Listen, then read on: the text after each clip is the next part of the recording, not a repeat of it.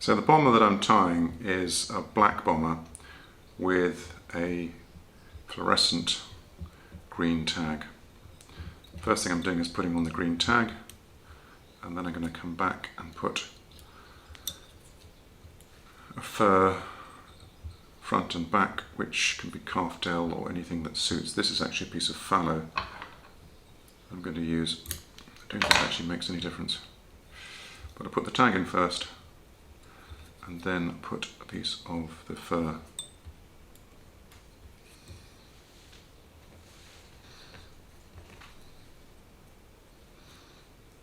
As well as probably being attracting to the salmon, this probably adds a bit of flotation, because you can put plenty of muslin grease on it to create a good flotation.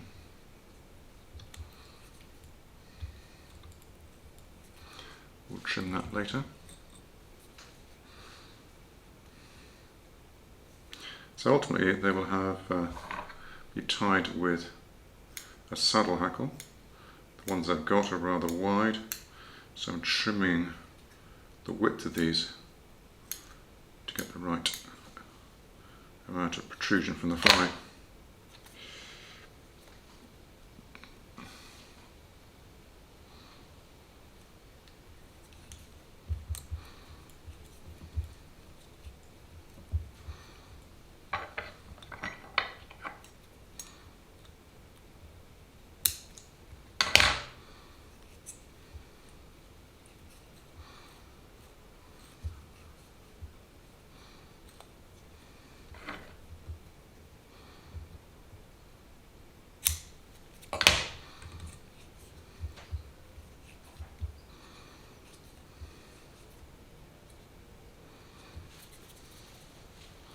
Okay, so having completed that, I'm now using the deer hair to make the body, and I'm using black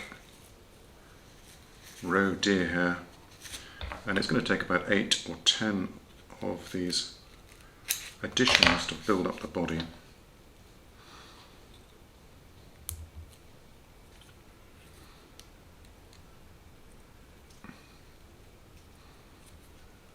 The more the better, to form a thick, continuous body.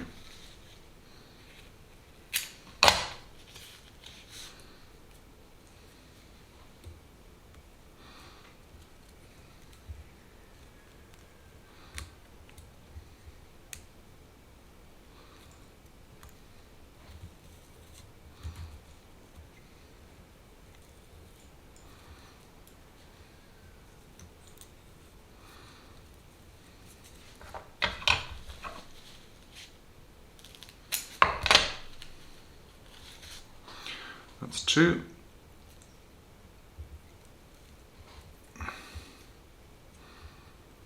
Most important surface is probably the under surface, which might get neglected, so I'm alternating on the top and the bottom to hopefully get an even spread of the deer hair,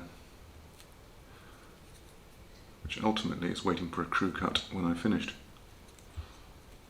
So that's 4. Pushing it forward each time helps to get a nice dense thickness of it.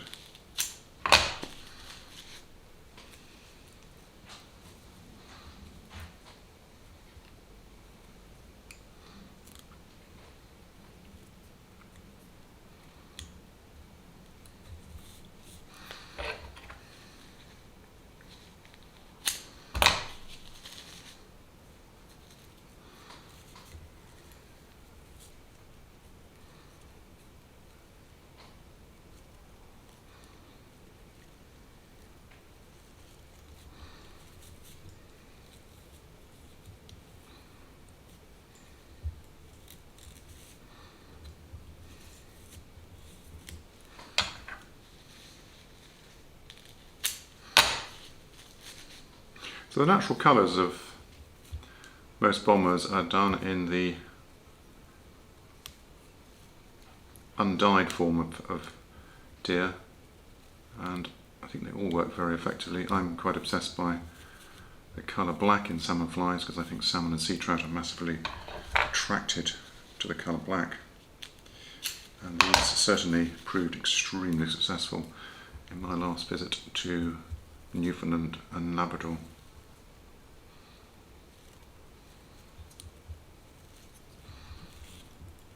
Getting near the end of this, plus one more lock.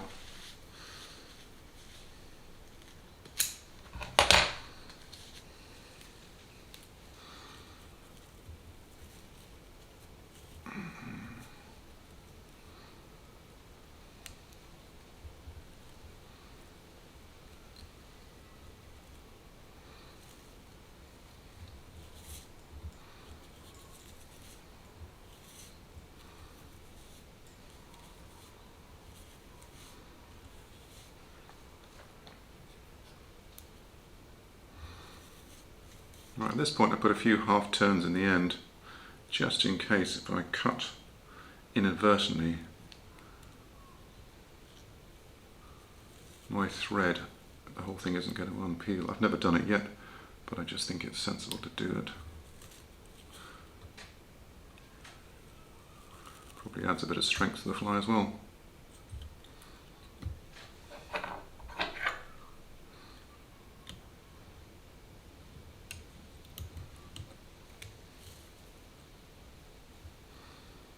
Right, so now it is hair cutting time. So ideally, a lot of this needs to be removed down to about 1/4 inch of body. So the vast majority discarded. Ideally, the aim is to make a fusiform body, that's like a cigar shape.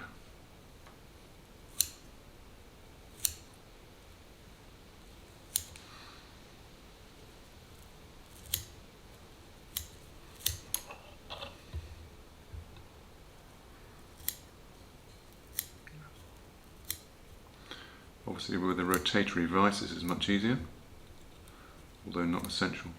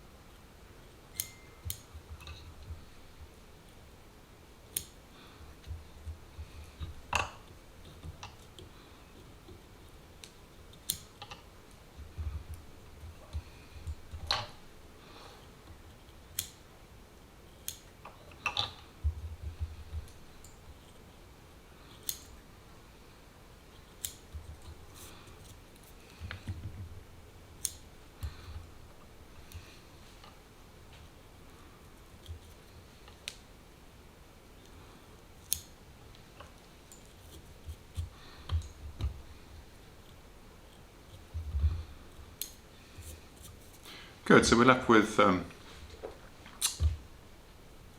about 1/4 inch of thickness of the body, and then it just leaves to put the palmed hackle in. I've trimmed this, as I say, very slightly. This is an orange dyed. I'm going to go the other way because it doesn't want to go that way, and just work it into the body of the fly.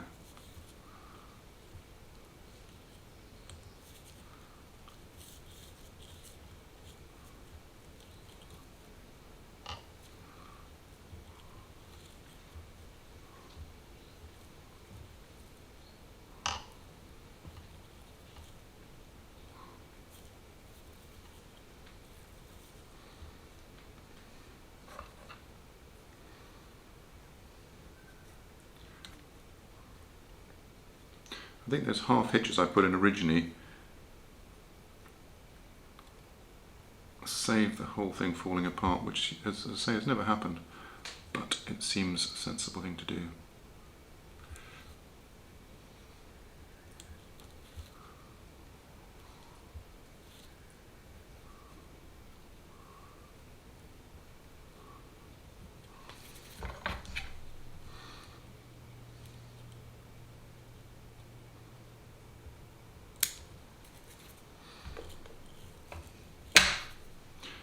Good, and just a whip finish at the end.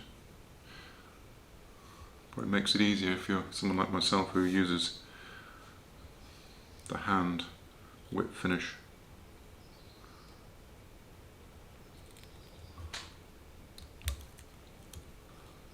Never actually used a little device that people do use.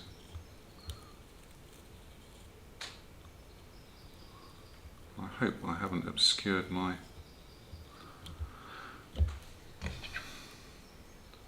fluorescent green butt. We'll see in a moment.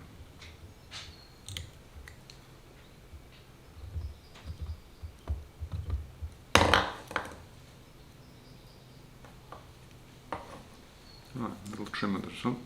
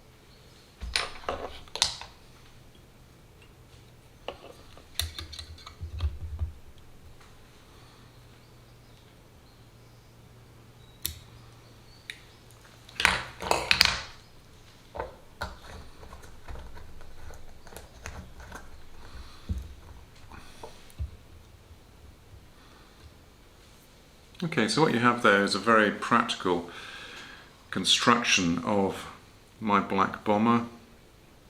I think black, as I say, is a very good colour for salmon and sea trout flies, and the proof is in the pudding.